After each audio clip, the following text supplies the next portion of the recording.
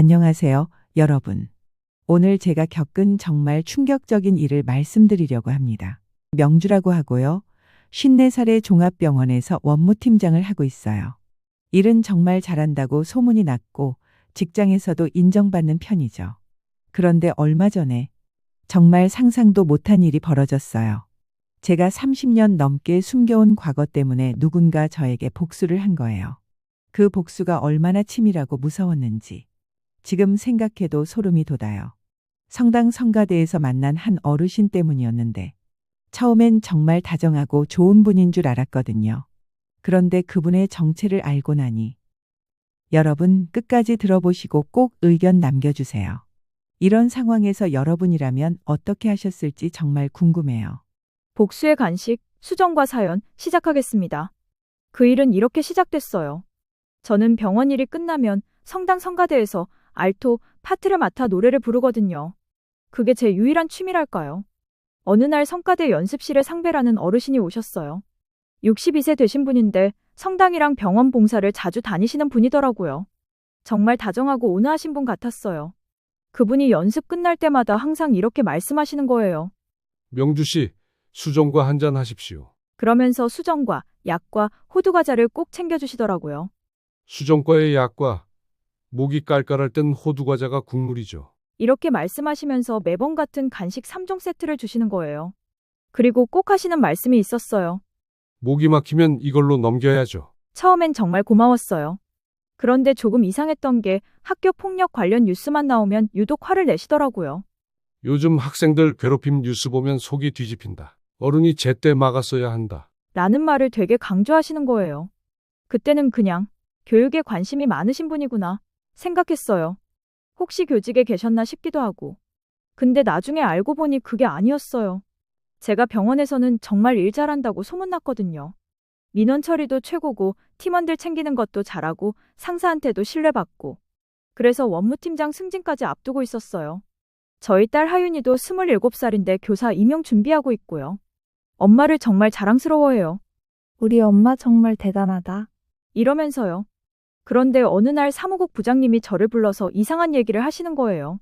명주 씨, 원무팀장 승진건인데 동창 모임에서 좋지 않은 말이 돌더라. 무슨 말인지 물어봤더니 정확히 말씀은 안 하시고 그냥 조심해라. 누가 뒤에서 뭔가 하는 것 같다. 고 하시더라고요.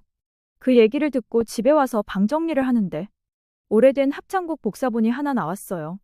그 가사 중에 넘기고 또 넘겨라라는 부분이 동그라미 쳐져 있더라고요. 근데 제가 동그라미 친 기억이 없었어요. 뭔가 불안했는데 그때만 해도 이게 다 연결된 일인 줄 몰랐어요. 상배 씨와 친해질수록 뭔가 이상한 점들이 보이기 시작했어요. 성가대 연습 끝나고 차 한잔 하자고 하시면서 제 고향이 어디냐, 어느 고등학교 나왔냐, 담임 선생님은 누구였냐 이런 걸 자꾸 물어보시는 거예요. 아, 그 학교 좋은 학교죠. 그때 분위기는 어땠어요? 담임 선생님 성함이 뭐였죠? 혹시 기억나세요? 같은 반 친구들 이름도 기억나시나요? 처음엔 관심 많으신 어르신이구나 했는데 질문이 너무 구체적이고 지배하시더라고요. 그래도 어르신의 넉살 정도로 넘겼어요. 그런데 어느 날은 정말 이상한 걸 보여주시더라고요. 분필 가루가 묻은 오래된 악보를 들고 오셔서 이거 보세요. 먼지 맛이 참 목을 메이게 하지요. 라고 농담처럼 말씀하시는 거예요. 그때 뭔가 이상하다는 생각이 들었어요. 왜 하필 분필가루 얘기를 하실까? 그리고 왜 목을 메이게 한다 고 표현하실까? 하지만 아직 확신은 없었어요. 그냥 우연의 일치겠거니 했죠. 진짜 이상한 일이 벌어진 건 어느 날 밤이었어요. 성가대 연습이 끝나고 집에 가려는데 상배 씨가 부탁을 하시더라고요.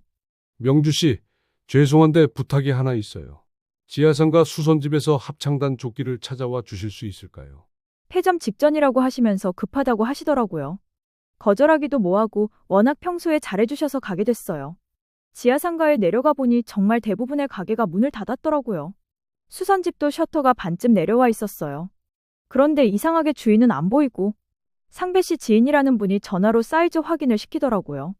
그 조끼 한번 입어보시고 사이즈 맞는지 확인해 주세요. 그래서 조끼를 입어봤는데 안주머니에서 이상한 냄새가 나는 거예요. 달콤한데 뭔가 쓰디쓴 냄새. 식초랑 계피 섞인 것 같은. 그 순간 뭔가 소름이 끼쳤어요. 이 냄새를 어디서 맡아본 것 같은데 정확히 기억은 안 나지만 불쾌한 기억과 연결된 냄새 같았어요. 급히 조끼를 벗고 나오려고 했는데 그때 셔터가 철컥하고 완전히 내려오는 소리가 들렸어요. 깜짝 놀라서 뒤를 돌아보니 상배 씨가 서 계시더라고요. 여전히 다정한 미소를 지으시면서요.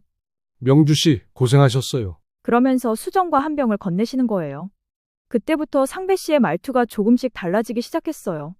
여전히 온화하긴 한데 뭔가 다른 의미가 숨어 있는 것 같았어요. 넘기는 데엔 이게 최고입니다. 예전에도 아이들이 뭔가를 억지로 넘기게 했다지요. 무슨 말씀이신지 모르겠어요. 라고 했더니 상배 씨가 테이블 위에 간식 3개를 정확한 순서로 놓으시더라고요. 수정과 약과 호두과자. 순서대로요. 그리고 이렇게 말씀하시는 거예요. 정연이 아버지입니다. 서 선생. 그 순간 머리가 하얘졌어요. 정연이라니. 그 이름을 들은 순간 30년 넘게 묻어둔 기억들이 쏟아져 나왔어요. 상배 씨는 계속 차분하게 말씀하셨어요. 귀가해도 됩니다. 오늘은 연습이니까요. 진짜는 다음부터입니다. 그 말이 너무 무서웠어요. 연습이라니. 그럼 앞으로 뭘 하겠다는 건지. 그날 밤 집에 돌아와서 잠을 한숨도 못 잤어요. 36년 전 고등학교 때 일들이 주마등처럼 지나가더라고요. 정연이라는 아이가 있었어요. 조용하고 내성적인 아이였는데 아이들이 그 애를 괴롭혔거든요. 점심시간마다 아이들이 분필가루를 물에 타서 야, 이거 수정과야 하면서 정연이에게 억지로 마시게 했어요. 정연이가 거부하면 약과야, 약과. 그냥 넘어가 하면서 가벼운 일로 만들어버렸고요. 그리고 호두과자처럼 정연이 턱을 두드리면서 말해봐, 맛있지? 하면서 대답을 강요했어요. 그런데 저는 그냥 봤어요. 그냥 보기만 했어요. 아니에요. 사실은 더 나빴어요. 제가 반장이었거든요. 다른 아이들이 신고해야 하는 거 아니야? 라고 하면 그냥 못 본 척하자.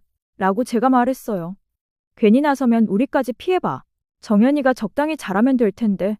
이런 말들을 제가 했어요. 담임 선생님은 자주 비우셨고 저는 그 상황을 그냥 방관했어요. 아니, 방관을 주도했어요. 그 다음날 동창 유지호한테 전화가 왔어요. 명주야, 괜한 소문 들었다. 가만히 있으면 지나간다. 승진 때 이상한 얘기 나오는 건 좋지 않잖아. 그때 깨달았어요. 이게 다 연결된 일이었다는 걸. 며칠 후에 상배 씨가 다시 연락을 주셨어요. 이번엔 진짜 계획을 말씀해 주시더라고요.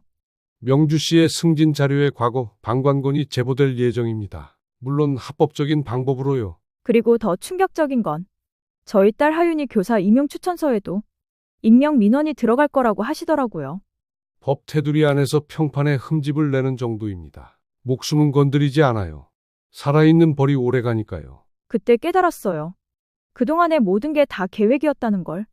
간식들도, 다정한 말들도, 분필가루 악보도, 조끼의 이상한 냄새도 다 제 기억을 깨우기 위한 설계였던 거예요.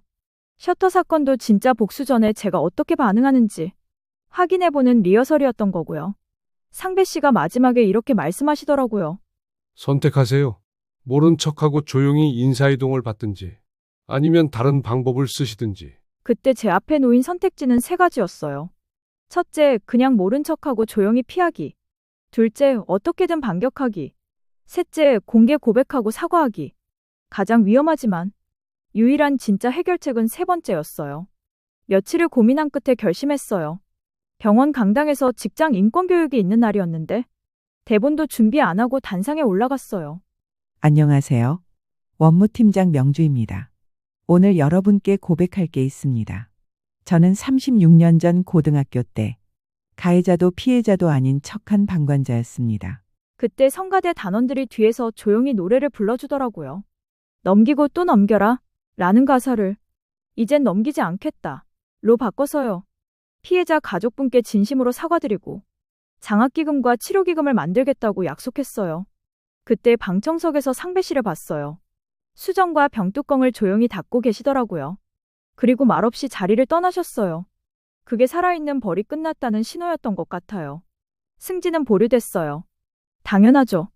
하지만 나중에 병원에서 직장 인권상을 받았어요. 그리고 딸 하윤이는 교사 임용에 합격했어요. 이제 성가대 뒤풀이에서 누군가 약과 드실래요? 물으면 이젠 달콤함을 제대로 맛볼게요. 라고 답해요. 여러분, 이게 제가 겪은 일이에요. 36년이 지나서 온 복수. 혹시 여러분 중에도 학창 시절에 방관했던 일이 있으신가요? 아니면 반대로 누군가의 방관 때문에 상처받은 경험이 있으신가요? 제가 한 선택이 맞았을까요? 다른 방법이 있었을까요? 댓글로 여러분의 생각을 꼭 들려주세요. 그리고 주변에 이런 상황에 있는 분이 계시다면 이 영상을 공유해 주셔도 좋을 것 같아요. 과거의 잘못은 시간이 해결해 주지 않는다는 걸 배웠어요. 용기를 내서 인정하고 사과할 때 비로소 끝나는 것 같아요. 긴 얘기 들어주셔서 정말 고맙습니다.